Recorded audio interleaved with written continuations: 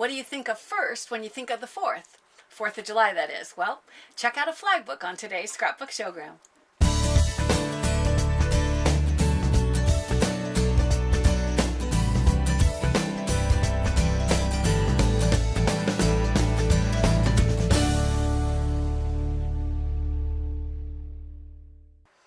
Hi, this is Sandy Genovese and welcome to the Scrapbook Showgram. Well, this is the flag book that we're going to make today, and as you can see, there's a flag that I've created on the cover, as well as I've just written with a white pen the July 4th, because this is going to celebrate photos from the 4th of July. When I open it, inside, it's actually called a flag book because this style of construction, this kind of a book, is called a flag book, and that is where the inside pages, in this case I've used tags, are actually fastened to pleats, and they're fastened in a pattern where some of the rows are stuck to the front of the pleats, like these white ones, and some of the rows are stuck to the back of the pleats, like the blue ones. And each row is positioned with the white ones on the front and the blue ones on the back, always the blue is always in the middle, and that creates this crisscrossing when you open and close the book that's almost a little bit like a flag waving. And I thought, what a perfect opportunity to create a book that features photos that include flags for the 4th of July, but to do it in a flag book. Now, it looks kind of confusing, but you'll be surprised. It actually is really simple. We'll start by creating the actual book itself, and that's created with, you could start with a long strip of paper, but I know so many people have 12-inch scrapbook paper, so I started with a piece that was 12 inches long, and it's 6 1/4 wide. And then what I did is I came in 3 1/2 inches from the front end and 3 1/2 inches from the back end, and put my first score mark. Then every score mark is every 5/8 of an inch. So what that does is it ends up giving you 9 scores. And when you accordion fold on the score marks, it gives you 4 pleats. And those 4 pleats are going to hold 12 of the tags that are actually going to look like they're kind of flags floating in the breeze.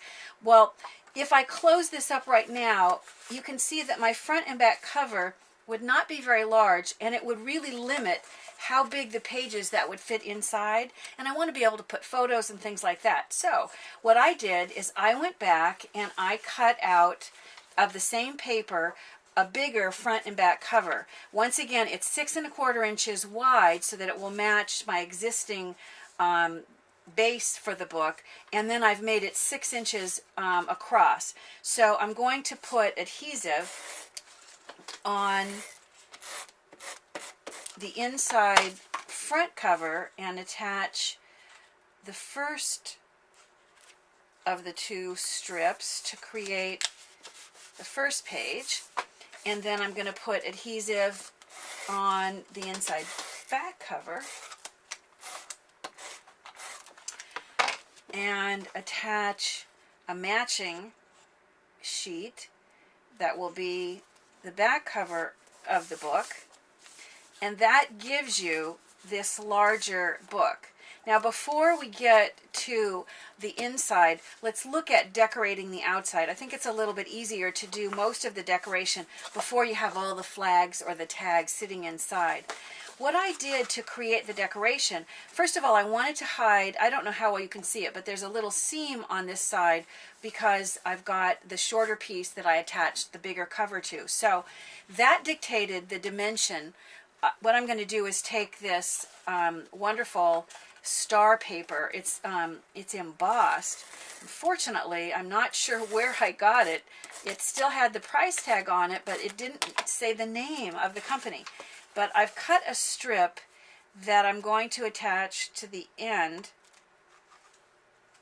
of this outside front cover, fasten it down, and the little seam that's left, I'm going to use some gold sticker paper, and I'm going to cut this. I didn't have a strip that was as long as I needed, but I realized that my flag is actually going to sit in the middle. So I'm going to cut this into 2 and position this from the bottom and come along, it's sitting right inside the channel. And then I'll take, and this time I'll come down from the top and position this once again inside that channel. This gap is not going to show once I create the flag that's going to sit inside. So that way I could just do with a smaller piece of that paper. Now, in order to create the flag, what I'm going to do is bring up the parts and pieces. And I won't actually stop to make the whole flag, but we'll show you how to make all the parts and pieces. What I did first was I took a piece of blue, and then I took a star punch. Now I punched white stars out of the paper, and I went back and I fastened them onto the blue. I haven't tried this, but it seems to me that if you don't mind if the stars are, look more sort of randomly placed, you could also try this. Since obviously I'm not doing one star for each state of the Union, I'm just doing a smattering of stars. If you don't mind that you have kind of a random pattern, you could punch the stars out and then go back, place adhesive on the inside of this blue, and just go ahead and place a piece of white behind it so that the white now is going to show through all of those stars. And I can see that I have a few little pieces of white that are poking out around this blue. So I'll trim off any excess that shows. And that can create just as easily, actually easier, this first element of the flag.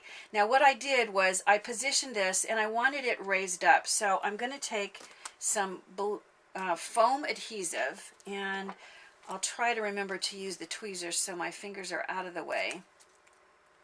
And I'm going to go ahead and place the foam adhesive onto the back. It doesn't have to be the whole thing. And I'll go ahead and I'll position this. Let me lay this down and see. I think my flag is wider one way than another. It doesn't really matter. It sort of depends on what size you want to make your book. But if you want to know the dimensions of mine, I'll whip out the ruler. Hopefully it's fairly even. Yep, it's 4 inches wide, and it was just a little bit more. It's 3 3/4, a little bit left, 3 3/4 inches tall, so that it's more of a rectangle, slight rectangle.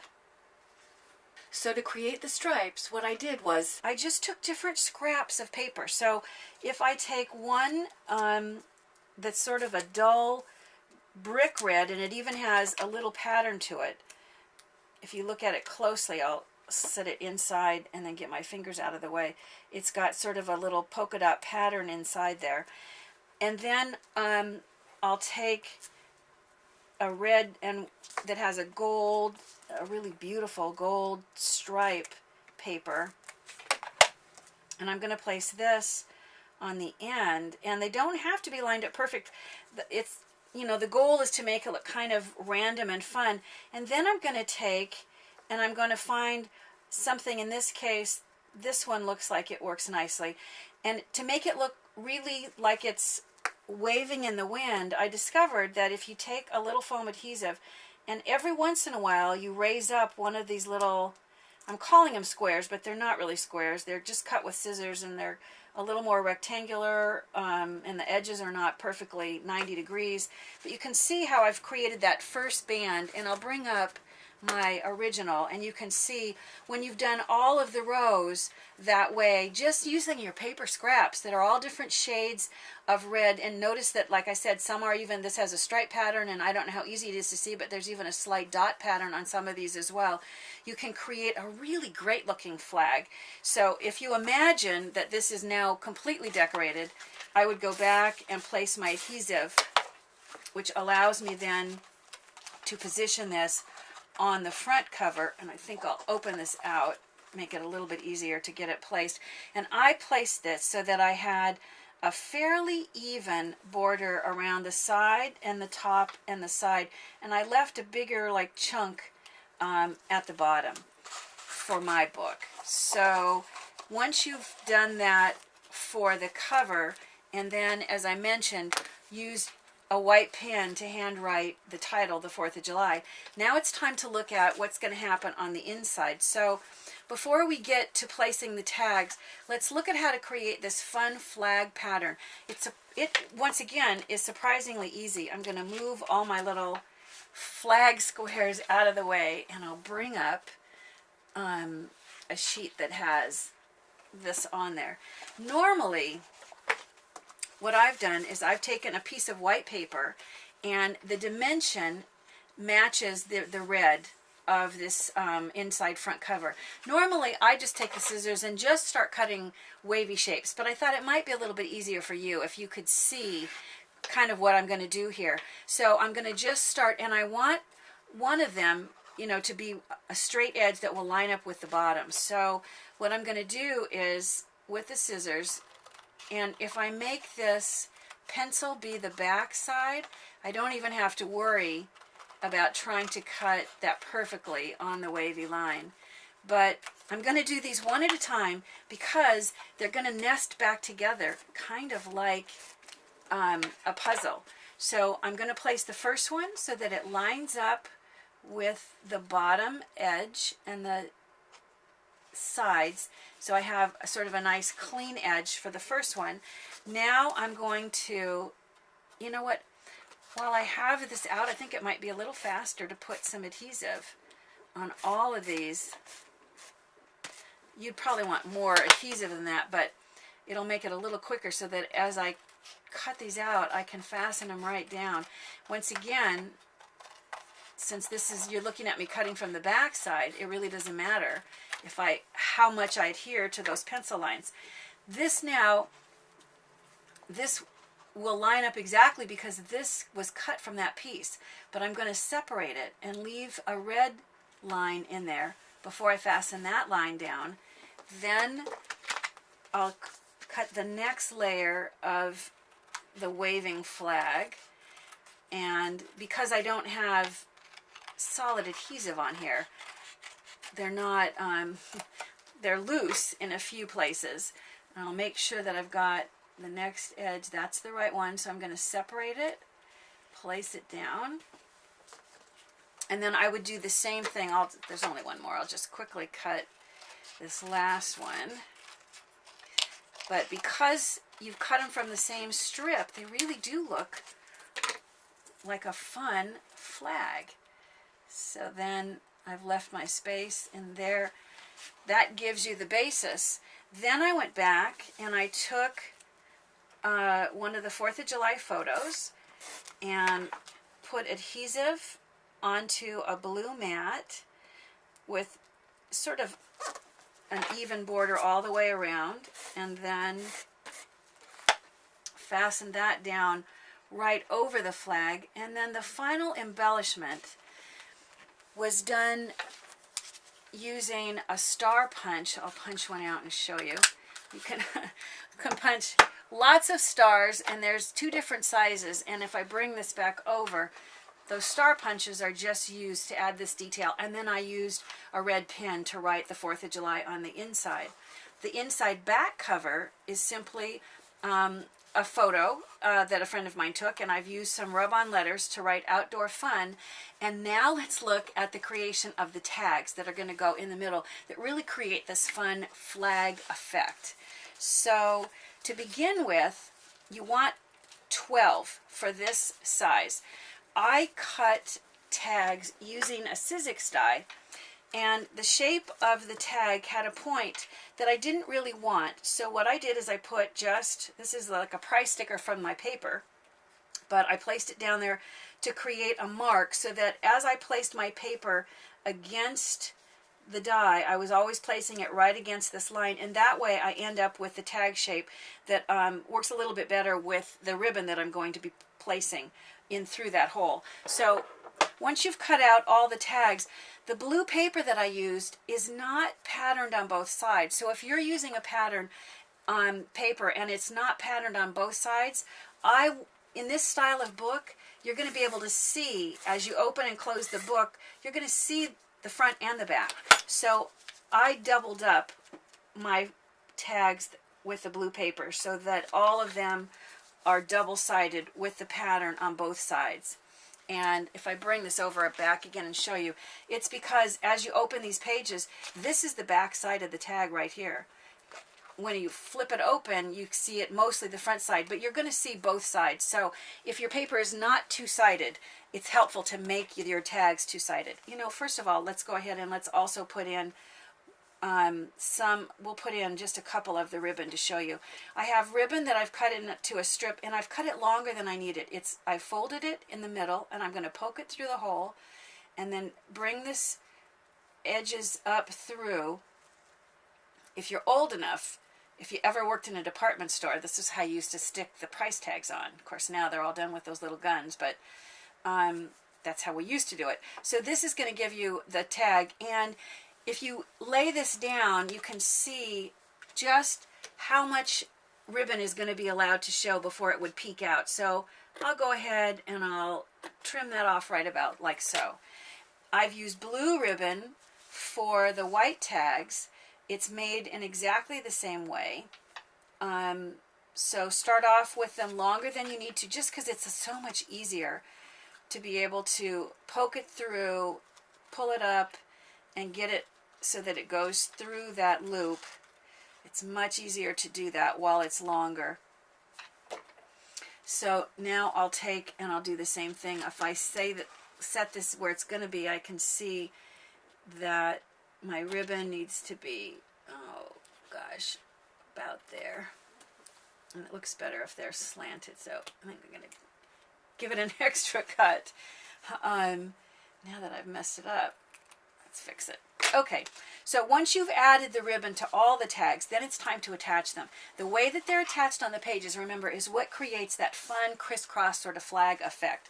So I'm going to start with the white, and this is the base, and I'm going to go ahead and I'm going to put adhesive on all four for one row first, just because that is going to be a little bit faster.